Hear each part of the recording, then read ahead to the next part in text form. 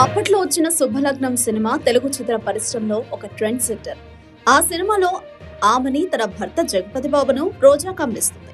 భర్తను మరొక యువతికి అమ్మడం అప్పట్లో చర్చకు దారితీస్తుంది. ఆ సినిమా మొత్తం ఫ్యామిలీ ఆడియన్స్ కు బాగా కనెక్ట్ కావడంతో సూపర్ హిట్ సాధించింది. సినిమాలో కాస్త లిబర్టీస్ ఉంటాయి కాబట్టి దర్శకుడు నచ్చిన విధంగా కథను రాసుకుంటాడు. సన్నివేశాలు కూడా సినిమాటిక్ మాదిరిగానే రూపొందిస్తాడు. కానీ అటువంటి సంఘటనలు నిజ జీవితంలో జరగడం సాధ్యం కాదు. దశాబ్దాల క్రితం వచ్చిన శుభలగ్నం సినిమా ట్రెండ్ సెటర్ గా నిలిస్తే ఆ సినిమాను ఇన్స్పిరేషన్ గా తీసుకుని ఒక మహిళ తన భర్తను అమ్మేసింది. ఈ సంఘటన దేశం మొత్తం మీద కలకలం రేపింది. మధ్యప్రదేశ్ రాజధాని భూపాల్ నగరంలో ఓ 42 సంవత్సరాల వ్యక్తి 52 సంవత్సరాల మహిళతో వివాహేతర సంబంధం పెట్టుకున్నాడు.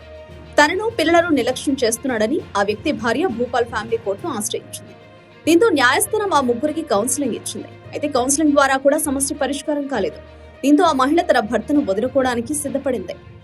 ఆ మహిళ తన భర్తను వదులుకోవడానికి ఏకంగా 1.5 కోట్లు ఇవ్వాలని ప్రతిపాదన తీసుకొచ్చింది. దానికైనా స్నేహితురాలు అంగీకరించింది. 1.5 కోటి నుంచి 27 లక్షల నగదు కిలోకి ఇవ్వాలని తన భార్యను ఆ భర్త కోరగా ఆమె ఒప్పుకుంది.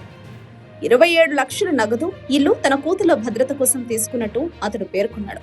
ముగ్గురి మధ్య ఈ ప్రతిపాదన రావడం, దానికి వారు ఒప్పుకోవడంతో కోర్టు కూడా ఆమోద ముద్ర వేసింది. ఓ తెలుగు దర్శకుడు తీసిన శుభలగ్నం ఇక్కడ సూపర్ హిట్ అయితే, ఆ సినిమాను కథ మధ్యప్రదేశ్ రాజధాని భూపాల్ నగరంలో నిజంగా జరిగింది. దీనినే కార్యకారక సంబంధం అంటారేమో.